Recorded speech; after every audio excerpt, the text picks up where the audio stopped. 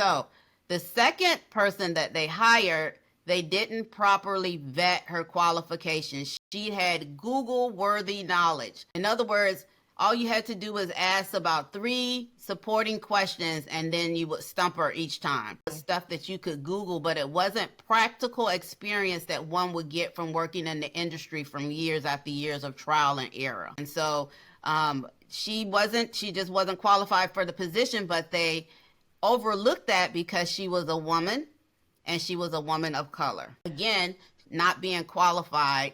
And so she lasted for 8 months, I believe, before the board had to get rid of her, just causing so much hectic in the organization. Those are really powerful examples and really hard examples. I started off kind of laughing about like incompetent leaders, haha.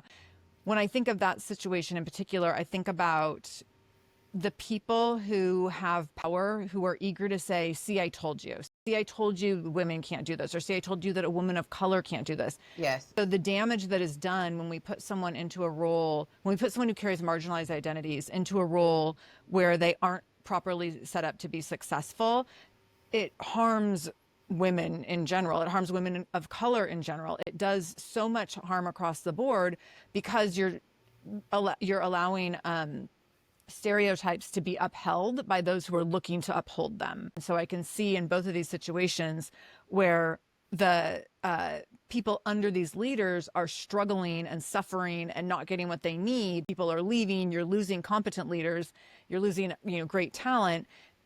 And you also have people in leadership positions that needed support that they either couldn't or didn't have the capacity to ask for. And then there is that, being a woman of color myself, there was, at the end of both of those experiences, I was like, look, we need a qualified person. I don't care if it's a man, I don't care if it's a woman, I don't care if it's a white man or a white woman.